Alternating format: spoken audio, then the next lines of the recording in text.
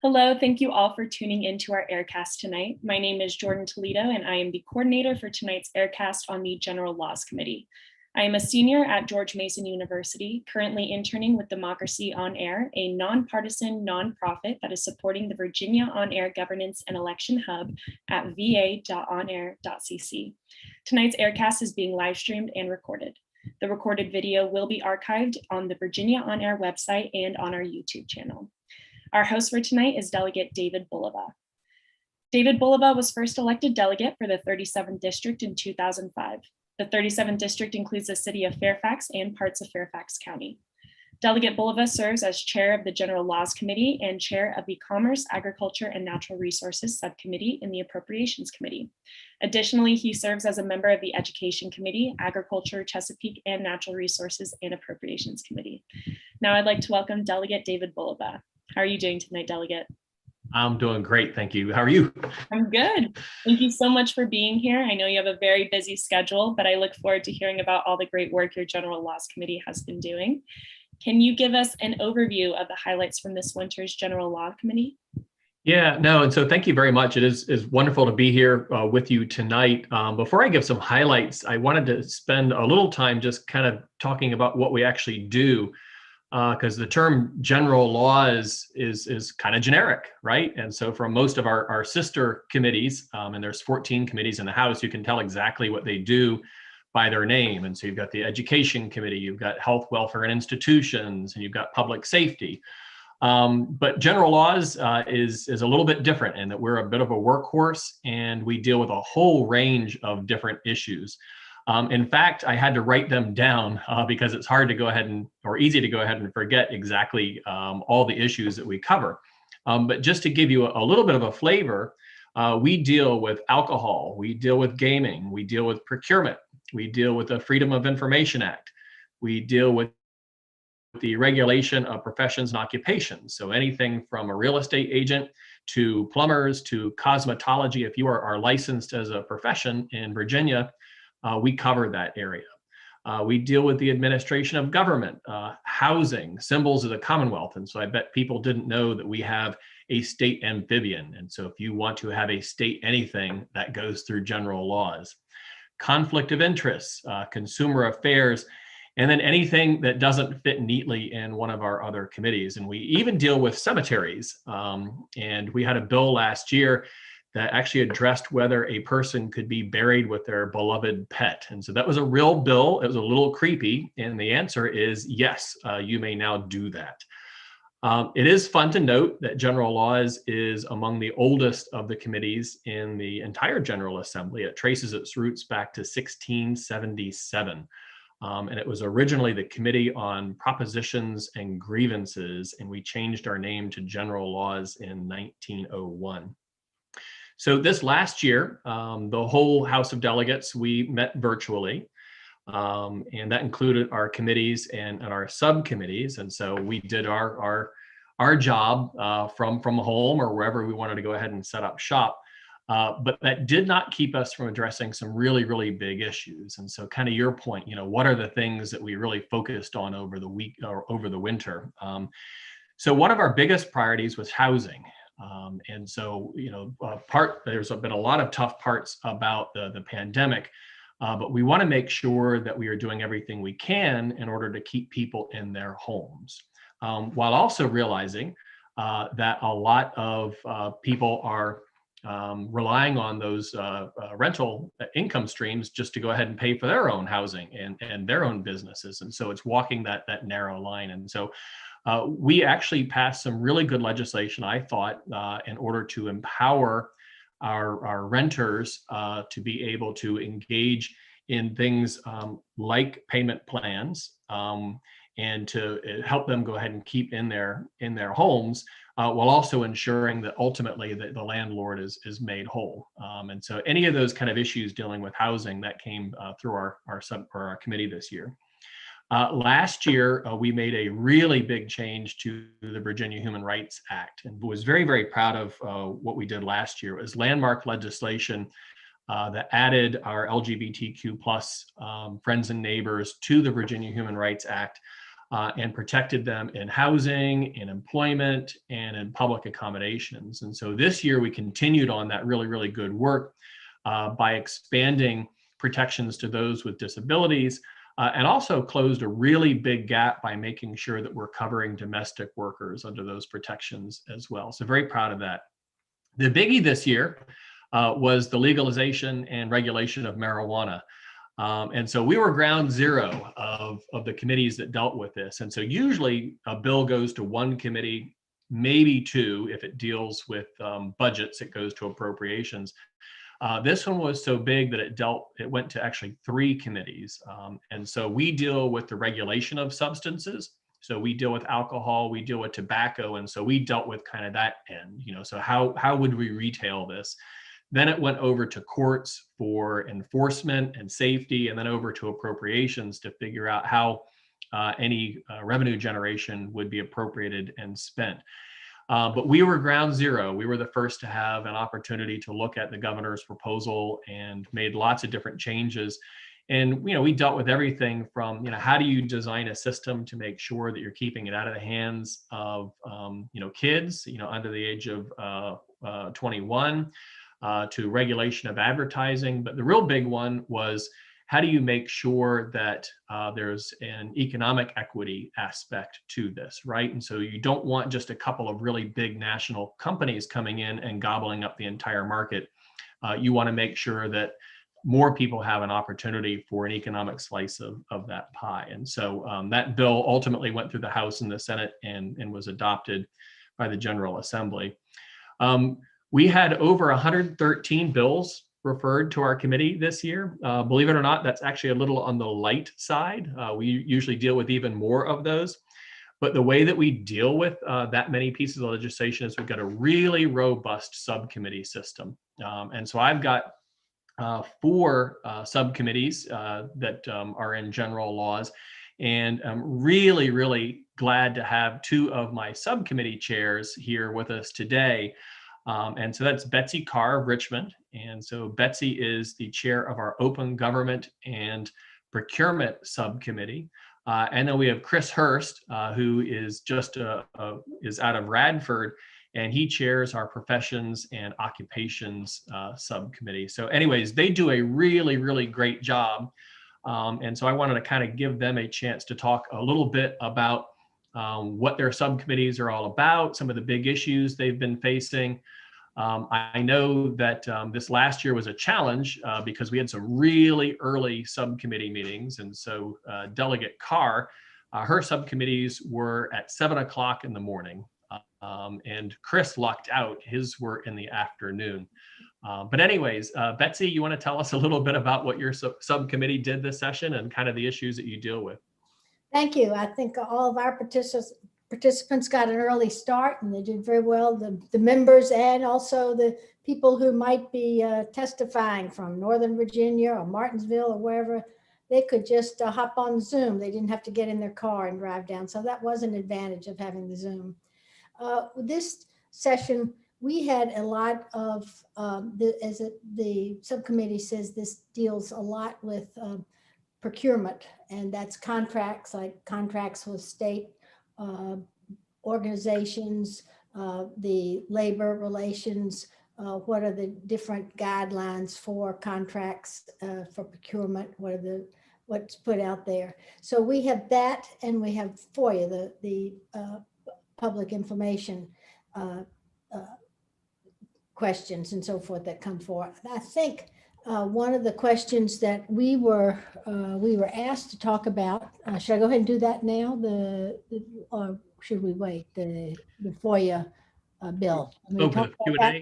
I think why don't we wait till the Q&A session? Yep. But I think our biggest thing where we had just a number of bills that had to do with contracts, procurements, and so forth, and that was our biggest time consumption.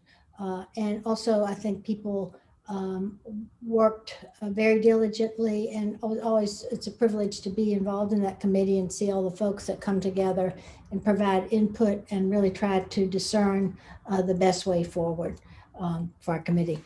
Yeah, so Betsy, you all So speaking of procurement, you had a really big bill come through that passed the House, didn't quite make it out of the Senate, but I suspect we're going to see this again. Yes, that was what I would say. They said, what do you want to see next year? And I would imagine we will see aspects of that being coming back again and trying to get through something definitely with that. Yeah. So you want to describe maybe the issue? And so this deals with the governor's study showing that with state procurement that small and women-owned and minority-owned businesses are very underrepresented. That's right. That's right. And so the procurement. SWAM group and so forth were very concerned about that.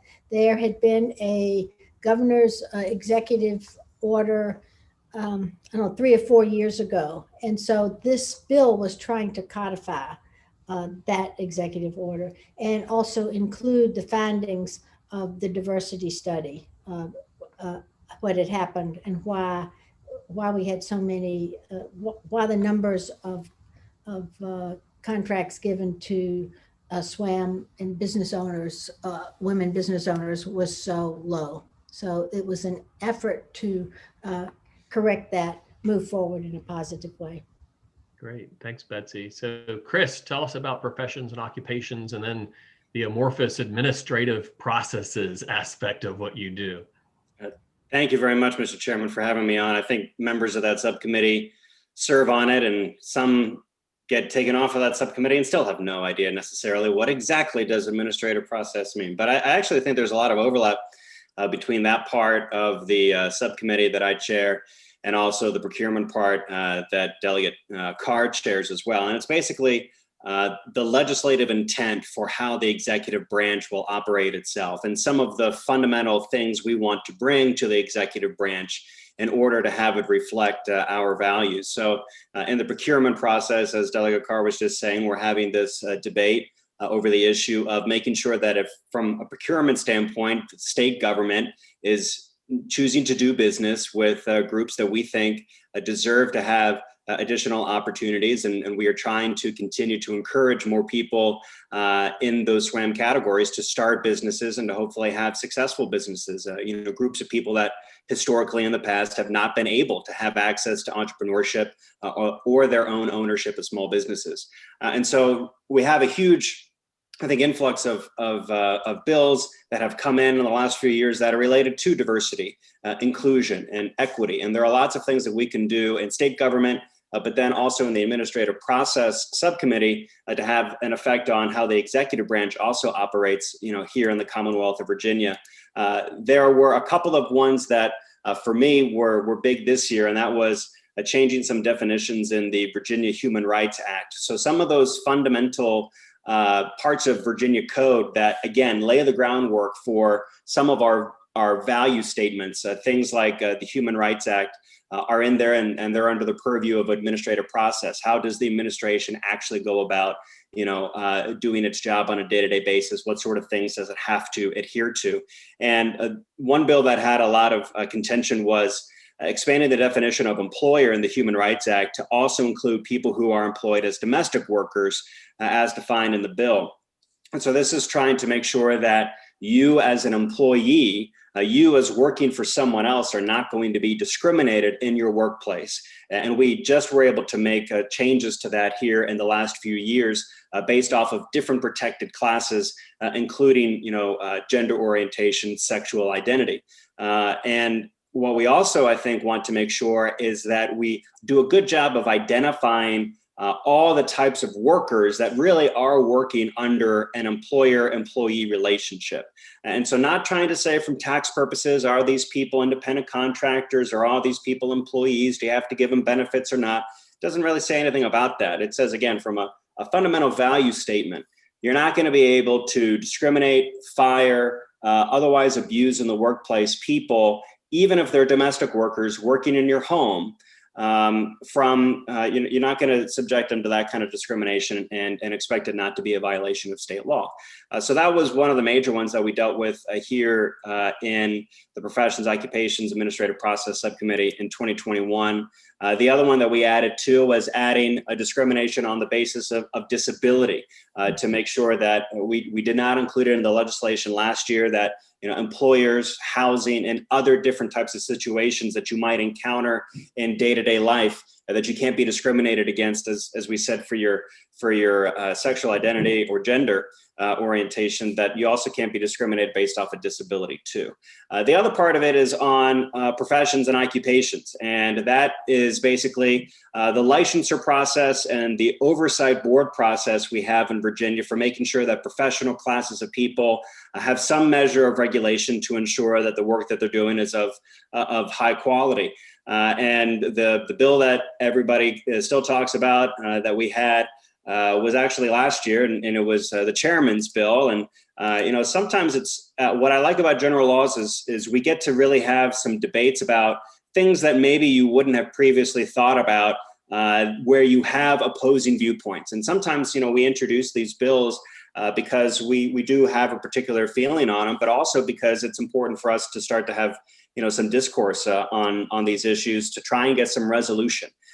We still don't really have resolution on this one. And so for that, we're just going to keep the current standard the same, which says that if you want to be able to have a license to practice barbering or cosmetology, you have to have 1,000 hours of training in the field. If we were, the bill that was introduced would have prohibited us from having that requirement. And so here you had this battle of, if somebody is going to be doing procedures on your head and on your face, do you want them to have a certain number of hours that you have for training? Well, what is the purpose of having a set number of hours? And that's what we have in a lot of our code as it relates to regulation of professions and occupations.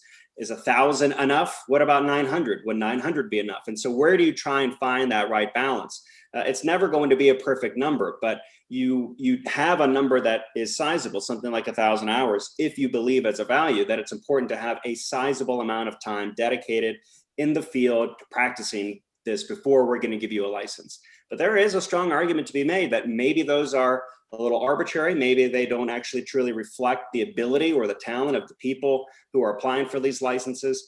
So these are continued questions that we have all the time in the General Laws Committee. As the chairman said, we're kind of the soup to nuts committee, but it's basically, a lot of it's conflict resolution for a lot of smaller groups of people that don't necessarily have a role in the Education Committee or in the Healthcare Committee, but they are in housing, or they're in a profession like cosmetology or a barber, or they are in funerals and cremation services, and doing different things like that. All of those kinds of different professions are things that can spill over into general laws. Yeah. So one last question for both of you, and then we'll turn things over to Jordan to facilitate some of the questions we've got from our audience members. And so we are technically in session, depending on the year, either for 46 days or 60 days. But the work of the General Assembly really continues on throughout the year, right? We've got various committees and commissions that meet. So when you've got an issue that is important but not quite ready for prime time, you have an opportunity to work in the out years on that. And so I know for Betsy, we have something called the Freedom of Information Advisory Council. And oftentimes when somebody introduces a FOIA related bill, rather than trying to do that on the fly, we'll send that over to the FOIA Council, and they'll work through the issues and they'll come back to us with a recommendation. And Chris, I imagine kind of same thing with you is, when you run into sticky issues like you're saying, which is, what is the appropriate level of regulation for a profession or occupation? How do you work that out? When you're not under the stress of a very packed session. And so maybe each of you could talk a little bit about, how that works in the off year, who kind of gets involved in that, and, maybe one or two very big issues, that you see that are being worked on over the summer and into the fall in anticipation of the 2022 session. It was mentioned earlier that a lot of times bills go through one or two committees, and I bring up an instance right now. There are a couple of things that have come up through procurement and then general laws, where one issue was trying to have a consistent treatment of workers that work for state projects. And so we put something in the budget, in some budget language during the special session, But this put together a work group, pulling together labor folks, DGS, contractors, everyone who might have issues having to do with procurement or, particular projects and concerns that might have come up.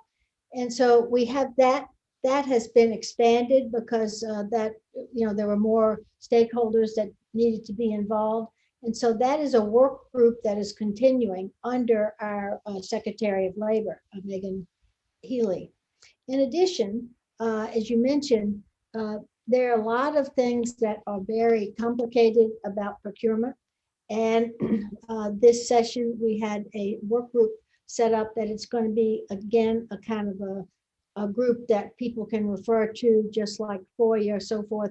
They can have bills and issues go to this procurement study group workforce and have some of the details hammered out or looked at so that there's more understanding and more clarity for everybody on how that works. So those are two big issues that have come out of general laws, and very happy. I think that's really good work that people are moving forward, looking at those issues because they involve a lot of people and a lot of projects and a lot of state money and so forth. So very happy that we're moving forward in that direction. Yeah, thank you, Betsy. Those are big issues, with lots of stakeholder involvement needed to work through the details. How about you, Chris? Oops, Chris, you're on mute. Sorry about that. I think that we still have a lot of implementation to do for some of the diversity and inclusion legislation we've done that is reflective in state government. We also have created a lot of new offices in our state government, and the creation of those new offices and new positions has come through my subcommittee a lot of the time. And so I think that there's already been a discussion and trying to sort of put our arms around better creating these new offices and new positions and really their efficacy and value versus being able to, have some type of symbol or pat on the back for trying to achieve some goal or try to resolve some issue. But is it really by creating a new office or position that we do that, or is it by trying to achieve it through some alternative way? Now, I am one who has passed legislation to add an additional office to create a position in Virginia. It's the Office of Children's Ombudsman that reports directly to the governor. After we had continued issues of our local departments of social services not investigating certain claims against children and not really having an oversight mechanism in Virginia, right? So an unmet need where you have to have oversight. But we've done a lot of, I think, really good creations of offices. We did one on trying to merge together education and the workforce, creating that as an office to try and help streamline all of the stakeholders that have something to say about workforce development and education to make sure that we are, at least having a conversation about how we're going to prep our children for the careers of the future. We also created a position of a military spouse liaison to try and assist spouses of military families to be able to enter into a new community if they are stationed in Virginia and are moving elsewhere, and then to also assist them if they are going to be leaving Virginia to be stationed somewhere else. So these are all really good things that we've done. I think, though, that what we don't want to do is set a huge precedent that every single bill that wants to seek the creation of one of these offices is inherently, just going to be added to state government and the executive branch. Great, thank you, Chris. And before we turn it back over to Jordan for the questions, it looks like you've been joined by a guest behind you, so you got to make an introduction. Oh, that's Emily. So she's had a little cameo here. Yeah, we don't have anything else. Thank you for joining us here, so we're still waiting for furniture to arrive. So perfect. All right, Jordan, I'll turn it back over to you. Well, thank you. I would like to thank all three delegates, not only for your participation in civic engagement, but for opening up this discussion and adding transparency to these committees that are so essential to Virginia politics. I know myself and every one of the participants and also the public is going to walk away with a wider breadth of knowledge of the bureaucratic system of Virginia local politics. So thank you all three. And now I would like to introduce the audience questions. I will begin with our first question, and this question is for all three delegates. This question is from Megan Rhyne, the Executive Director of the Virginia Council for Open Government. Hello, Mr. Chairman and Chairs Carr and Hurst. Thank you for letting me participate. I'm not going to ask a FOIA specific question, though that is my usual bailiwick. My question is about what might be done to cut down on the number of bills that are left in committee, not just yours, but other committees, without having received any kind of hearing. Yeah, no, thank you, Megan. And I'll let my two subcommittee chairs join in as well, but it's a really important question. And number one, let me thank you for your advocacy. You have just been an enormous asset to the General Assembly with respect to making sure that it's an open and transparent process. So thank you for that.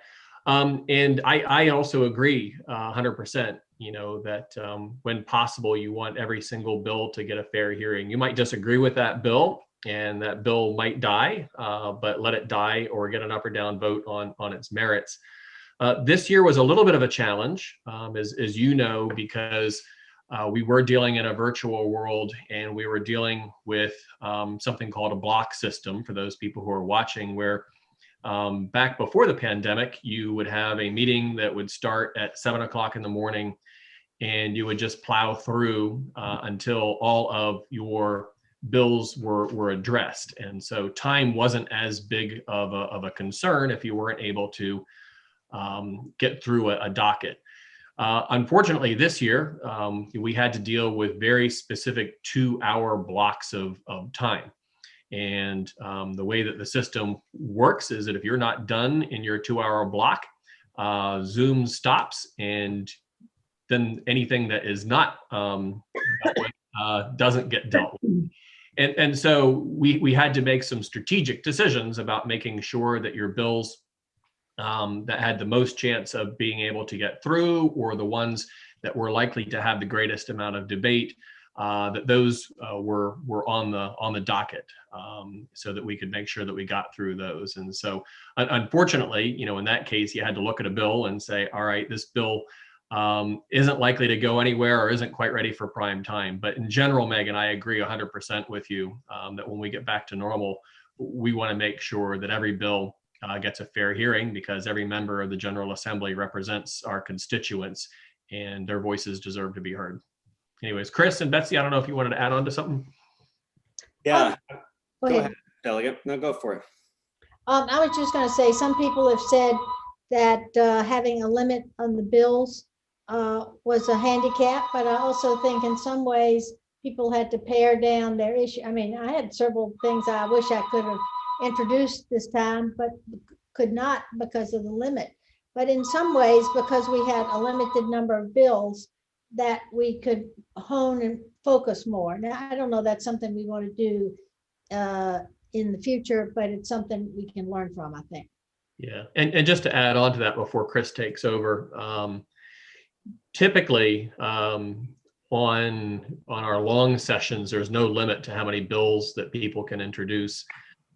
In short sessions, we usually in the House, I think, have a limit of 15 bills, if I understand, or if I remember correctly. This year, we self-imposed a limit of 7, realizing again that time was going to be short. It doesn't help when you do have members who introduce dozens and dozens of bills, because it does clog up the system, right?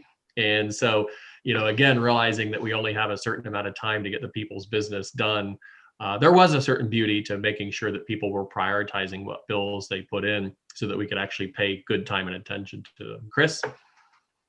Yeah, I think that there just needs to be a distinction for those bills that sometimes are intentionally not given a hearing by, and this has happened over the decades in Virginia, that aren't scheduled for a hearing because they are particularly thorny.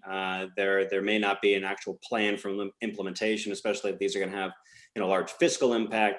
And so, those, I think, don't get a hearing for those particular reasons. But then you also have really frivolous, unnecessary, sometimes only for political stunts, a category of bills that try and achieve that. And I don't know whether, I guess because everybody is duly elected to serve their constituents, that's whom they choose. So they have every right to be able to introduce legislation to do whatever they want to do. But Is it going to help contribute to, I think, a robust discourse? I think is part of the consideration. So for me, it just underscores the fact that I had no idea how much in Virginia. It's not like DC, and we do hear the vast majority of all bills, do get a hearing, which is not the case in DC. So that's at least some benefit. But that,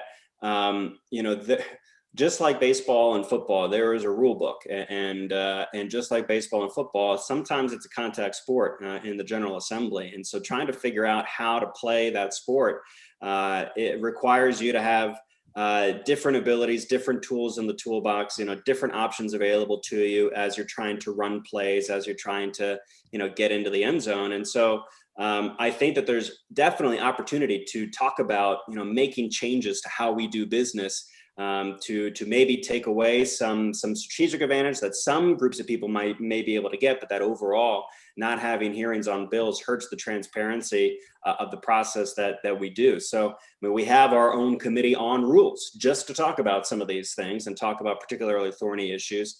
But just like making a change to a major sport, you have to go through a huge process and generally get to some sort of compromise.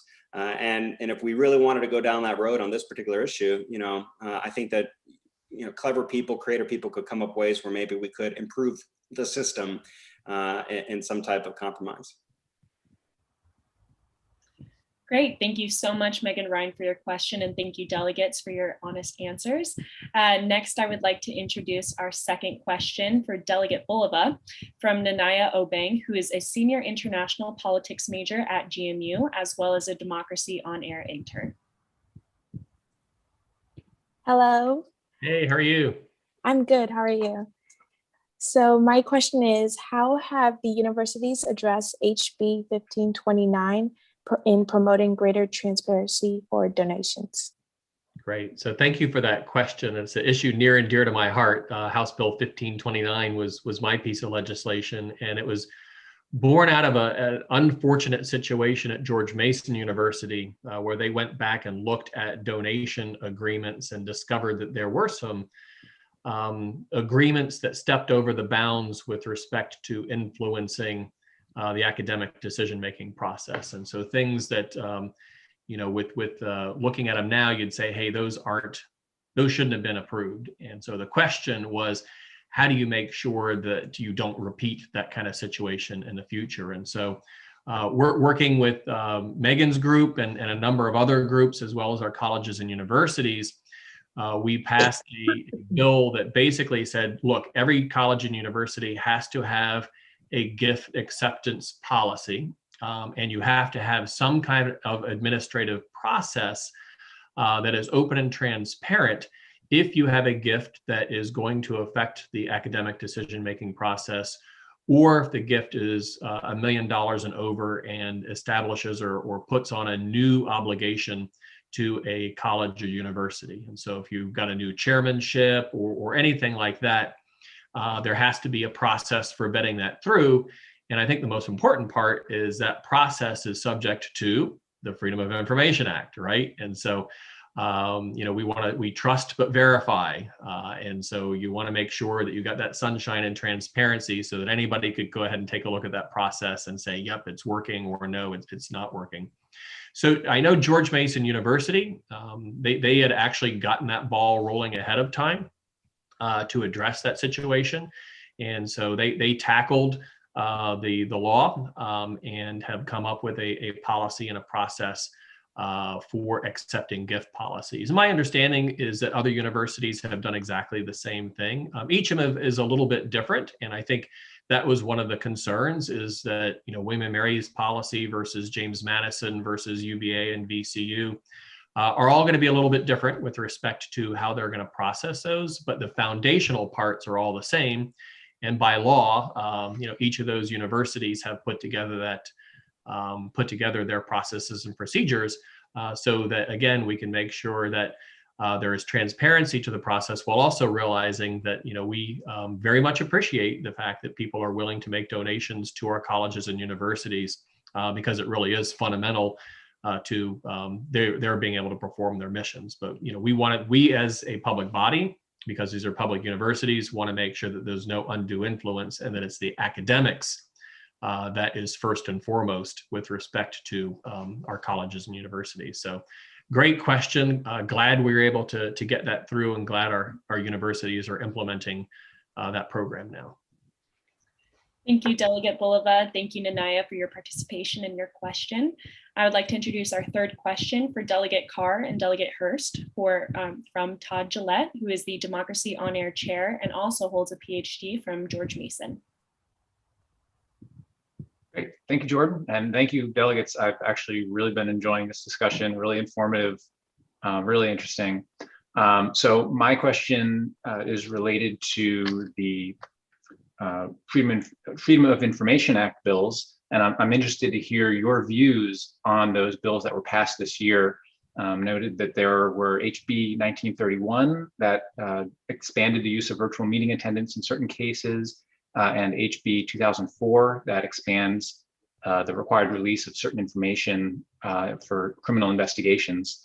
And just also, in case you have any issues that you're interested in taking on in 2022, I'd be curious to hear that.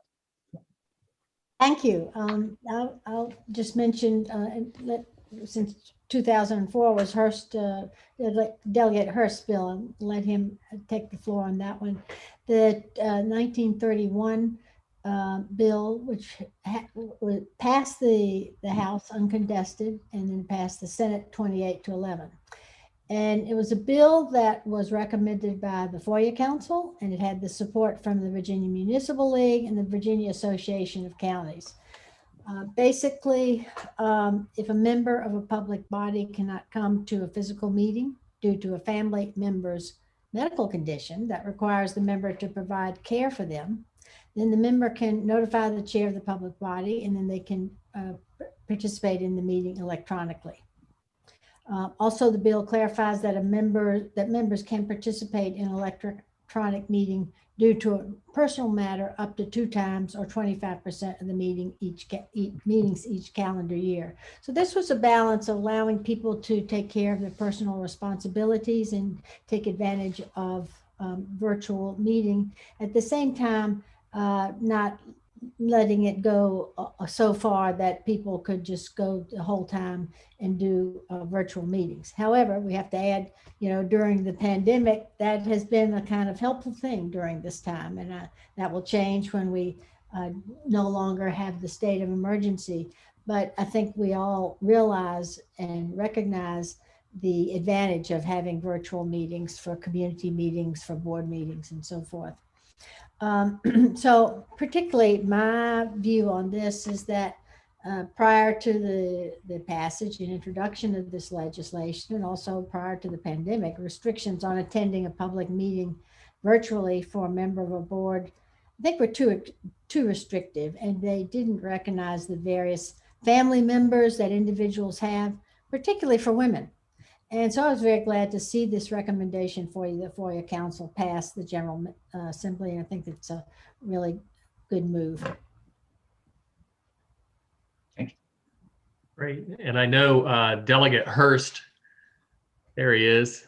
Sorry, I'm almost now used to meeting virtually. I had to go stop the dryer so it wouldn't buzz, for my response. Okay. You were the sponsor of House Bill 2004, and I know this is a pretty big, important piece of legislation with some significant ramifications. So, yeah, thank you, Mr. Chairman. Thanks, Todd, for the question. Again, in general laws, we really have to debate and consider some fundamental questions and values for how government is going to operate with its citizens. And what had currently been law and precedent in Virginia is that criminal incident information. So when a criminal incident actually occurs, that there would be some basic who, what, when, where that could be released to the press or to individuals so that people know in real time, at least that something has happened with maybe a sentence or two of information and not much more than that. Then you have criminal investigative files that can go all the way from origination through prosecution, sentencing, and the appeals process, and then ultimately become closed. And the question is what do you do with those closed case files that are no longer active? And in Virginia, the code said that they sometimes can be released to the public for examination and review, but only under the discretion of law enforcement. And so if that law enforcement agency decides that they don't want you to have it for really any reason, they don't have to give you that closed criminal investigative file. And we thought that it was important for us to advocate for legislation that would change that paradigm in Virginia, because I believe that the public has a right to see these completed case files, that ultimately the casework that is done by these investigators is done on behalf of victims and their families seeking to get justice, but it's also on behalf of the state and the people that represent the state, meaning that we should have a right to be able to see what they're doing and how they're doing it, and if they're being effective, and if they're doing the kinds of things that we as society believe that law enforcement should be doing. And also too, as Virginia has ended the death penalty, which happened this year, the question is do we have, one of the main motivators to get rid of that is the fact that there are people who are wrongfully convicted who are currently incarcerated. And sometimes they even are given death sentences too. And in Virginia, how are we able to figure out and understand who may have had one of those wrongful convictions? Well, a huge avenue for people to seek justice in that route is through reviewing the case files and seeing if there are discrepancies. And then also too, in an age where so much interaction is captured on body camera video, and anytime there's an officer involved shooting, it becomes a matter of community concern, that we want to make sure that once those investigations are closed and completed, that again, the public has a right to review that. Now, at the federal level, we are adopting largely now in Virginia what is already done for federal criminal investigative files by groups like the FBI. And what they have is a certain number of tests to say, well, it still could be exempted from disclosure, not have to be given to the public if it meets a certain number of different variables, that it might disclose the identity of someone who's confidential, that it might unwarrantedly invade somebody's privacy, that it might jeopardize a potential investigation. These are all the things that we put into the legislation, I think, as proper guardrails.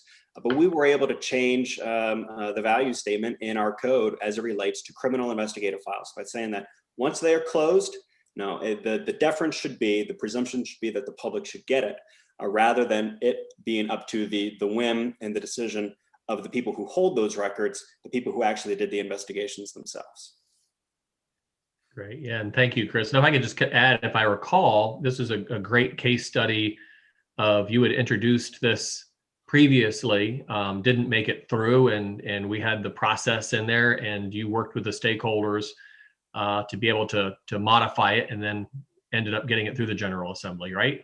Yeah, I think it's important to resist the process when appropriate, but then to also embrace the process when appropriate. And this one really actually was a huge benefit because we introduced something. I used to be a reporter before I got into elected office. And so I have a lot of experience in this exact thing. And to be clear, this was not done for the press, it was done for the public, but that the press has a huge nexus in seeking these criminal investigative files a lot of the times. And so I felt pretty confident that what we had was good policy when it was introduced in the special session we had in the fall. And it got out of the House and made its way over to the Senate.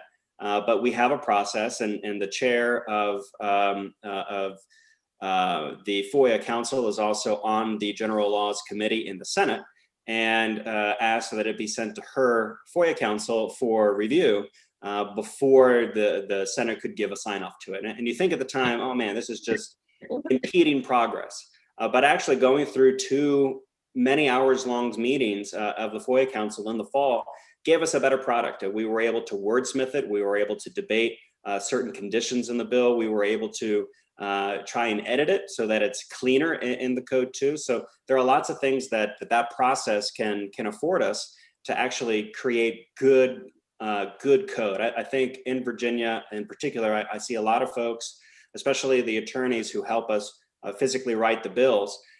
We want to make sure that we're good writers too, that we write good code, that it's only an idea. Only the bill though is what turns into law. And so the words matter. And so the process can oftentimes be very effective in getting us better legislation. Yeah, and what Chris was talking about, he mentioned he was a reporter.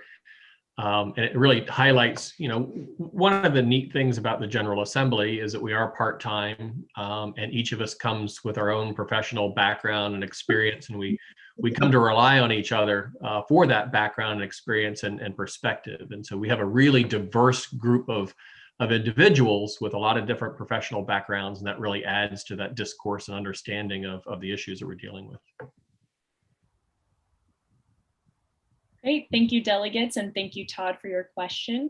Lastly, I'm going to introduce our last question for all three delegates from Dr. Meredith Cary, who is a Virginia psychologist, a Virginia resident, and one of Delegate Bulova's constituents.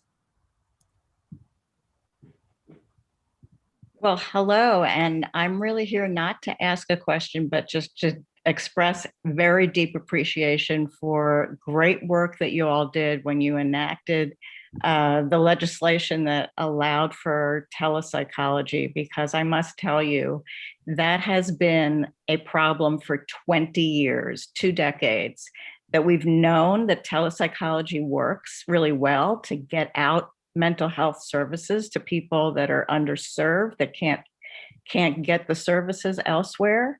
And we've just not had a way to be able to figure out how to get it across state lines because of the licensure problem. And somehow you all figured it out. And when you enacted that legislation, that means that any licensed psychologist from any of the other states can provide telehealth psychology to any Virginian for any reason. And that is just a fabulous, fabulous service. I hope you understand what a monumental contribution you all made. Thank you. Well, thank you, Dr. Cary. And you know, I guess out of necessity, you know, we had to use technology in order to be able to deliver services. And what we're discovering is that in many cases, you break down barriers and you wonder why you didn't do that previously. And so glad we were able to make that happen. Thank you all. Thank you, Dr. Cary, and thank you, delegates, once again. And just to close, thank you, Delegate Bulova, for hosting our Aircast, and thank you, Delegates Carr and Hurst, for your participation. I hope you found this Aircast interesting and our Virginia On Air Hub informative and engaging. And thank you, audience, for your great questions. Thank you, Jordan, for having us. Thank you. It's such a delight and special privilege to be part of Chairman Bulova's team and continually learning, and so glad to have this opportunity to be able to share with you. And thank you for hosting and creating this. I really appreciate your work with this and just getting the word out to our citizens so everybody can understand a little bit more, including ourselves. What Madam Chair said, thank you very much, Jordan, for hosting and for all of the wonderful questions we had. And just would like to say that I think we have the best chairman in Chairman Bulova for an entire committee. It really lets us kind of have some free roam to run around with our subcommittees, considering how diverse the subject matter can be. So he's a great point guard to have, you know, making sure we're all in good position. So it's a fun committee to be a part of, for sure. Great. And thank you, Chris. That was very kind of you. And I really appreciate the hosts for this Aircast. Also, thank you so much for our audience members for those really, really good questions. And I count my lucky stars every day that I've got such fantastic subcommittee chairs. It really is a very, very fun committee to work on. We deal with a lot of really, really important issues that touch the lives of people throughout the Commonwealth of Virginia. I'll just end by saying, you know, this is our democracy. You know, Virginia has the oldest representative democracy in the New World. I think we're second oldest on the entire planet. And so we have to protect and nurture that.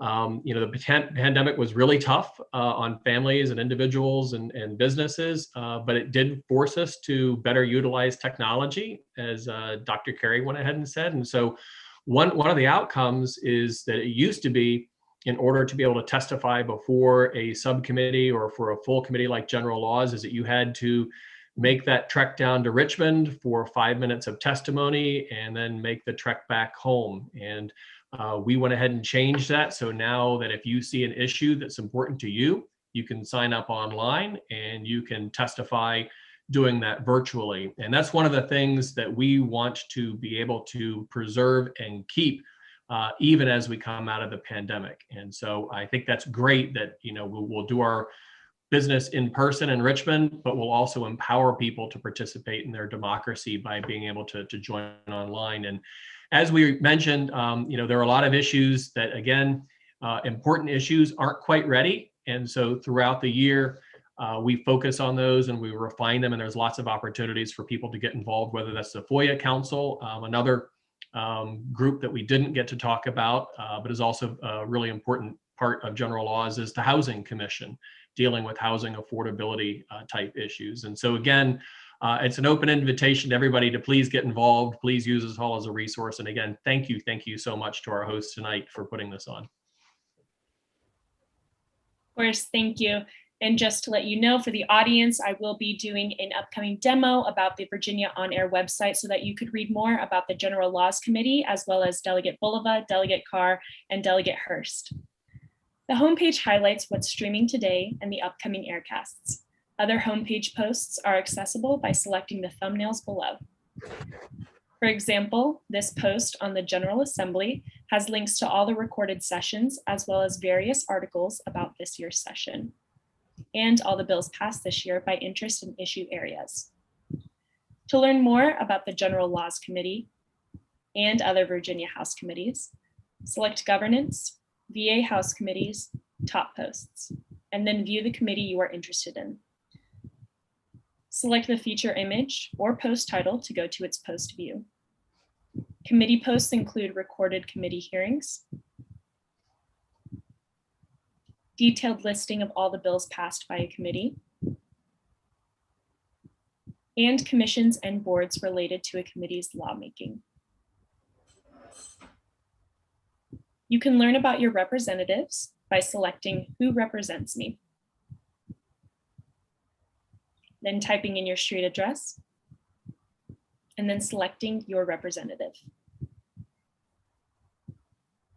In this post, you can learn more about our host tonight, Delegate David Bulova, his political experience, his positions on issues, and you can also ask questions, make suggestions, give endorsements, and make comments on topics of interest to you.